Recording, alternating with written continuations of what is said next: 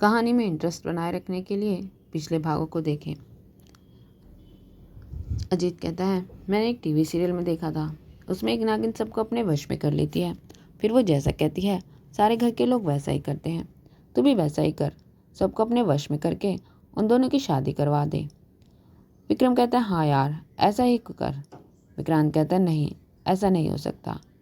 अजीत और विक्रम आश्चर्य से विक्रांत को देखते हैं और अजीत कहता है, क्यों, तुझे किसी को अपने वश में करना नहीं आता क्या?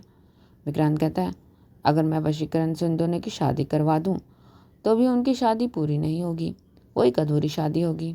और कलिका को वहाँ बंदी बनाए रखने के लिए उन दोनों का पूर्ण मिलन होना जरूरी है। विक्रम कहता है, क्या बोल रहा है, अधूरी शादी, कहना क्या चाहते हो?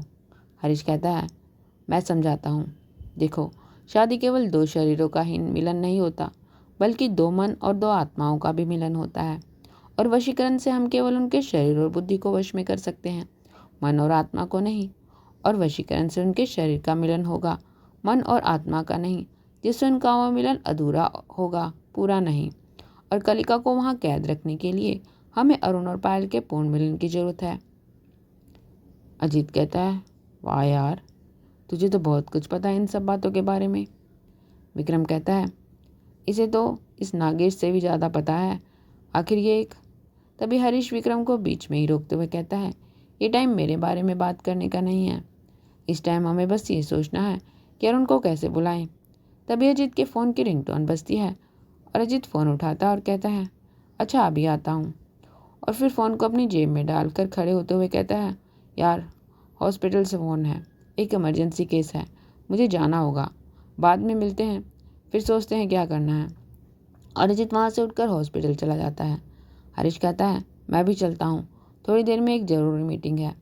और ये कहकर हरीश भी चला जाता है। विक्रम कहता है, विक्रांत, क्या हरीश ऐसा कुछ नहीं कर सकता जिससे इतनी जल्दी से में अरुण और पायल की शादी भी ना करवानी पड़े और कलिका भी वहाँ हमेशा के लिए कैद रहे? विक्रांत कहता है, अगर हरीश ने कुछ भी किया तो इसका अंजाम तुम जानते हो। कलिका तो वहाँ हमेशा के लिए कैद हो जाएगी, पर हरीश, तुम चाहोगे हरीश के साथ? तभी विक्रम घबरा कर कहता है, नहीं नहीं, भगवान ना करे उसके साथ ऐसा कुछ हो। उधर अजीत हॉस्पिटल में पहुंचकर देखता है कि एक औरत बुरी तरह से जख्मी होती है और बहुत खून भी बह रहा होता है।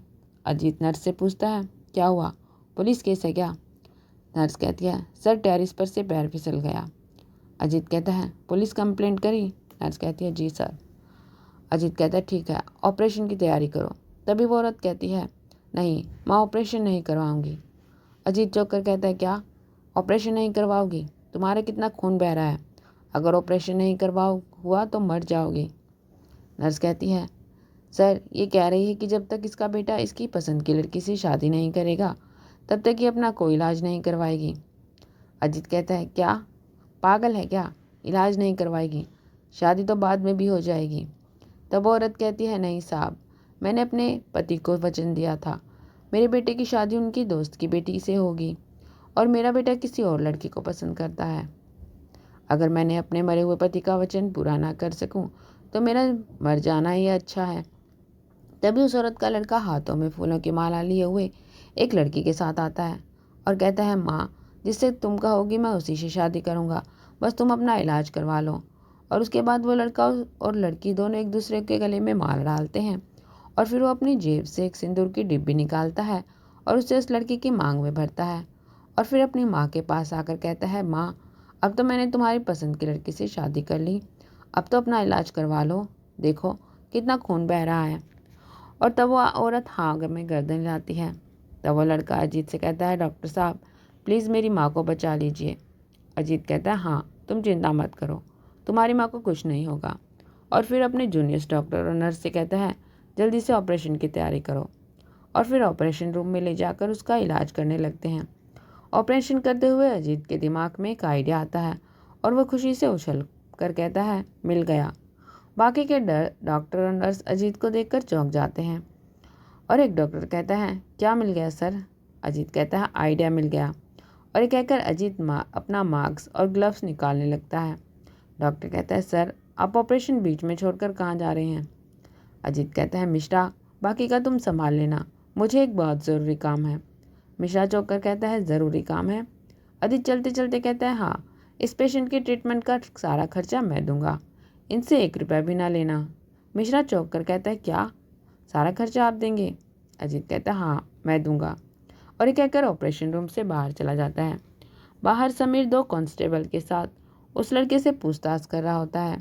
समीर कहता है, तुम्हारी माँ पैर फिसलने से नीचे गिरी या तुमने उसे छत पर से धक्का दिया?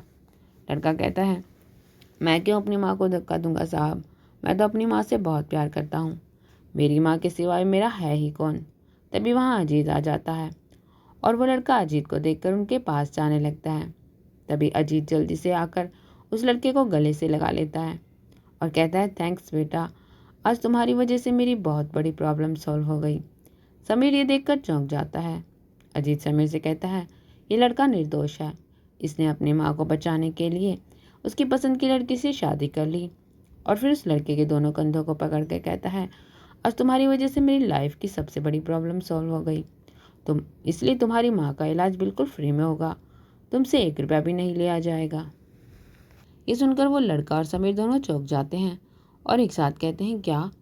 समीर कहता है, अंकल, आपकी तबीयत तो ठीक है ना? कौन सी प्रॉब्लम है आपकी लाइफ में?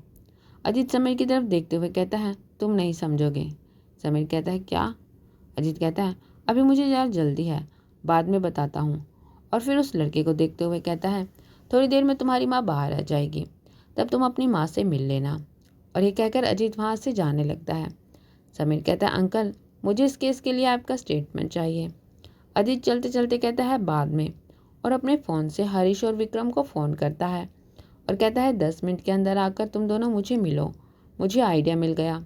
समीर मन में सोचता है, आज तो देखना ही पड़ेगा कि इतनी जल्दी में कहाँ जाते हैं। थोड़ी देर बाद तीनों एक चाट वाले की दुकान में मिलते हैं। समीर अजीत का पीछा करता हुआ वहाँ पहुँचता है। विक्रम अजीत से कहता है, पहले तो तूने हमें शिव मंदिर में बुलाया और फिर बाद में यहाँ आने के लिए कहा, क्यों?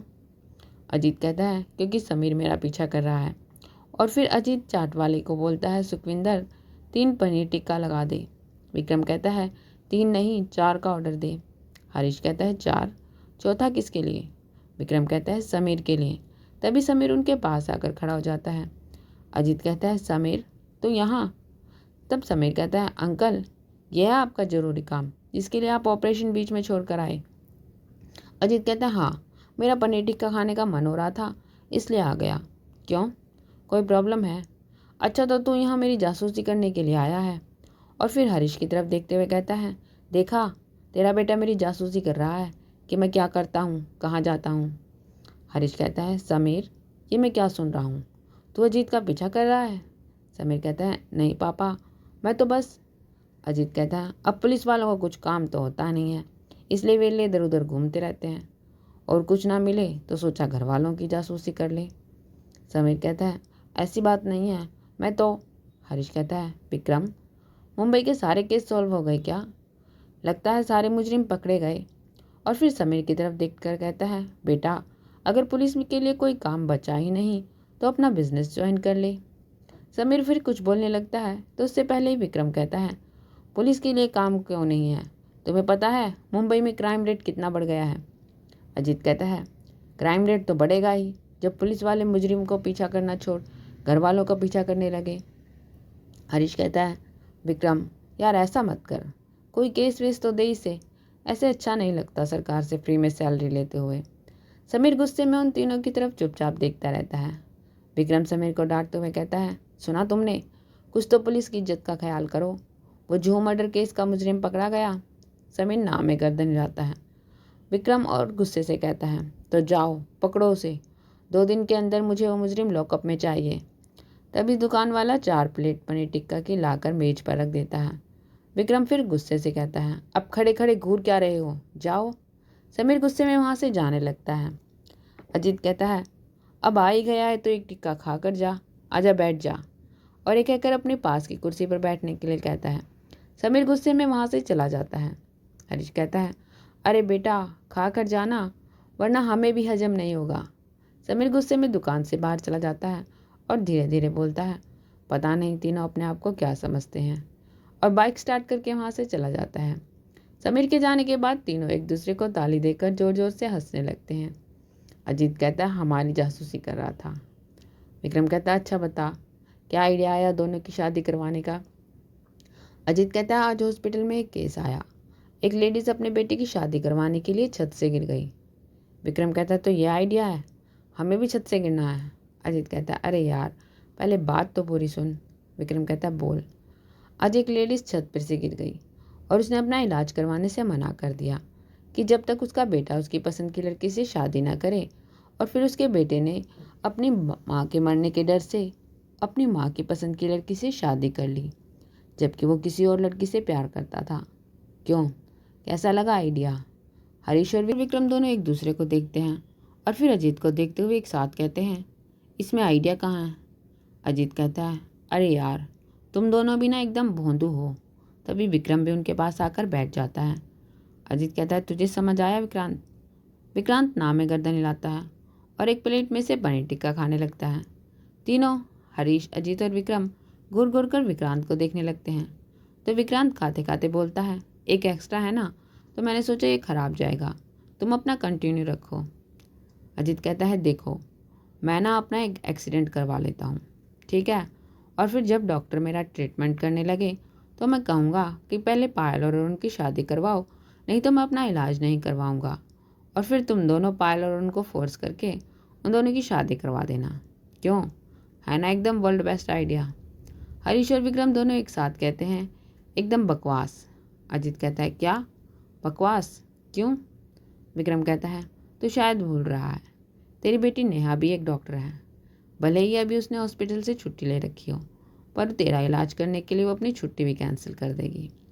हरीश कहता है हाँ, और जब तक तू शादी के लिए सीन क्रिएट करेगा ना, तब तक तो वो तुझे बेहोशी का इंजेक्शन लगाकर तेरा ट्रीटमेंट भी शुरू कर देगी। अजीत कहता है एक मिनट, ये काम तो मैं भी तो कर सकता था, उस लेडीज़ को बेहोशी का इंजेक्शन लगाकर उसका इलाज कर देता, कम से कम उस लड़के को अपने प्यार की कुर्बानी तो ना देनी पड़ती। विक्रम कहता है जरूर कर सकता था, पर उसके लिए डॉक्टरी की पढ़ाई के साथ साथ थोड़ा दिमाग भी होना जरूरी है ना। हरीश कहता है जो तेरे पास नहीं है क्या यार, मुझे लगा एक सॉलिड आइडिया है, अब तो प्रॉब्लम सॉल्व हो ही जाएगी। और ये कहकर अजीत पनीर टिक्का खाने लगता है। विक्रम कहता है विक्रांत, अगर अरुण को उसकी सारी पावर्स मिल जाए तो भी वो कलिका से हार जाएगा। विक्रांत कहता है अगर अरुण को उसकी सारी पावर्स मिल गई ना, तो कलिका एक सेकंड के लिए भी नहीं ठहरेगी उसके सामने। विक्रम कहता है तो तू अरुण को उसकी सारी पावर दिला देना, कलिका का किस्सा ही खत्म। विक्रांत कहता है अरुण को अपनी शक्ति लेने के लिए पहली जीवन शक्ति चाहिए, तभी वो पंचतत्व की शक्ति को संभाल पाएगा।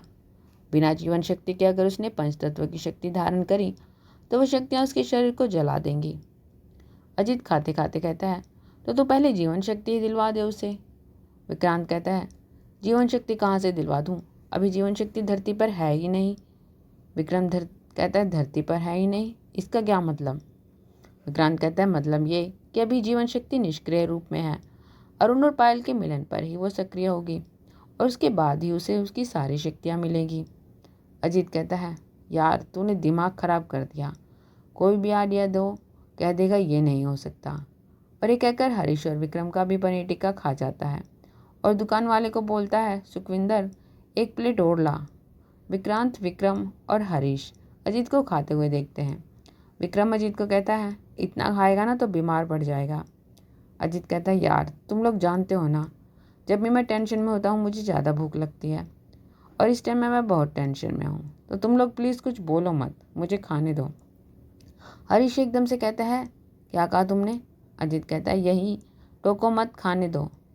हरीश अजीत को कहता है तूने नहीं, और फिर विक्रम को बोलता है तूने क्या कहा? विक्रम कहता है मैंने क्या कहा? हरीश कहता है अरे अभी अजीत को खाने के लिए कहा ना। विक्रम कहता है हाँ यही, कितना खाएगा तो बीमार पड़ जाएगा।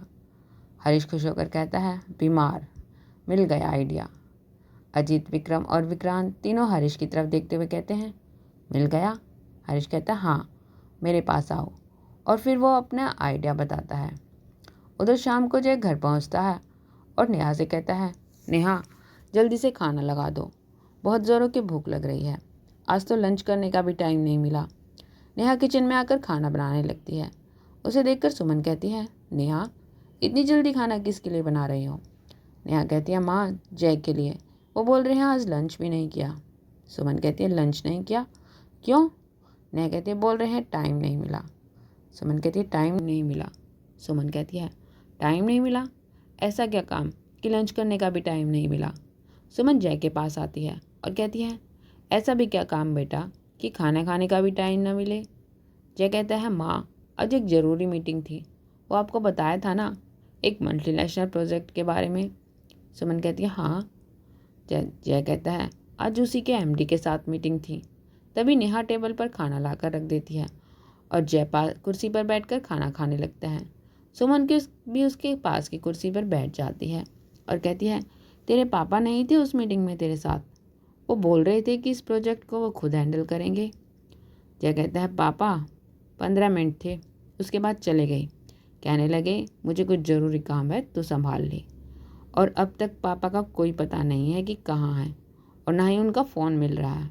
सुमन चौंक कर कहती है ज़रूरी काम है? ऑफिस मीटिंग से ज़्यादा ज़रूरी कौन सा काम है उन्हें? जय कहता है पता नहीं। तभी समीर पीछे से कहता है पनीर टिक्का खाने से ज़्यादा ज़रूरी काम और कौन सा हो सकता है माँ? सुमन चौंक कर पीछे समीर को देखती है और कहती है क्या, पनीर टिक्का खाने का? समीर जय के पास की कुर्सी पर बैठ जाता है और कहता है हाँ, पनीर टिक्का खाने का, और ये कहकर जय के साथ ही खाना खाने लगता है। सुमन कहती है क्या बोल रहा है, मैं कुछ समझी नहीं। समीर कहता है यही कि तीनों चड्डी बड्डी, अजीत अंकल, विक्रम पापा और पापा सुखविंदर की दुकान पर पनीर टिक्का खा रहे थे। सुमन कहती है मीटिंग छोड़कर पनीर टिक्का खाने चले गए? समीर कहता है हाँ, पापा तो केवल मीटिंग छोड़कर गए थे। अजीत अंकल पता है कौन सा काम छोड़कर गए थे? जय कहता है कौन सा? समीर कहता है ऑपरेशन बीच में छोड़कर गए थे। जय और नेहा और सुमन तीनों एक साथ चौंक कर कहते हैं क्या, ऑपरेशन छोड़कर? समीर कहता है हाँ, ऑपरेशन छोड़कर। नेहा कहती है तबीयत तो ठीक है ना पापा की? समीर कहता है यही बात मैंने भी कही थी भाभी, जब अंकल ने पेशेंट की फैमिली मेम्बर से कहा। पता है अंकल ने क्या कहा? नेहा कहती है क्या कहा? समीर कहता है बेटा, आज तुम्हारी वजह से मेरी लाइफ की बहुत बड़ी प्रॉब्लम सॉल्व हो गई, इसलिए तुम्हारी माँ का इलाज बिल्कुल फ्री में होगा, तुमसे 1 रुपया भी नहीं लिया जाएगा। नेहा, सुमन और जय तीनों चौंक कर एक साथ कहते हैं क्या? समीर मधु से कहता है जो सोफे पर बैठकर देव को उसके स्कूल का काम करवा रही थी। मधु, तुम कह रही थी कि आज विक्रम पापा का लाइव इंटरव्यू टेलीकास्ट करोगी, क्या हुआ उसका? आए पापा इंटरव्यू में? मधु कहती है नहीं, पापा बोल रहे हैं उन्हें कुछ ज़रूरी काम है। समीर कहता है यही ज़रूरी काम था उन्हें, पनीर टिक्का खाने का। मधु कहती है क्या? मैंने इंटरव्यू की पूरी तैयारी कर रखी थी। और फिर सुमन के पास आकर कहती है माँ, इस एक इंटरव्यू से हमारे चैनल की टीआरपी 50% बढ़ जाती। सुमन कहती है तुझे पक्का पता है कि वो तीनों पनीर टिक्का खाने गए थे? समीर कहता है हाँ माँ, मैंने खुद अजीत अंकल का पीछा किया कि देखो दो ये इतनी जल्दी में कहाँ जाते हैं, और फिर देखा कि सुखविंदर की दुकान पर पहुँच गए हैं और पापा और विक्रम अंकल वहाँ पहले से बैठे हुए थे। और जब मैंने अजीत अंकल से कहा कि अंकल यह है आपका ज़रूरी काम जिसके लिए आप ऑपरेशन बीच में छोड़ कर आए, तो पता है उन्होंने क्या कहा? सब एक साथ कहते हैं क्या कहा? समीर कहता है कहा मेरा पनीर टिक्का खाने का मन हो रहा है इसलिए आ गया, क्यों तुझे कोई प्रॉब्लम है? और फिर बोले अच्छा तो तू मेरी जासूसी कर रहा है। और फिर पापा से बोले देख तेरा बेटा मेरी जासूसी कर रहा है, पुलिस वालों को तो कुछ काम तो होता नहीं, बस वे इधर उधर घूमते रहते हैं, और मुजरिमों की जासूसी तो होती नहीं, इसलिए घर वालों की जासूसी करने लगे हैं। शेष कहानी अगले भाग में।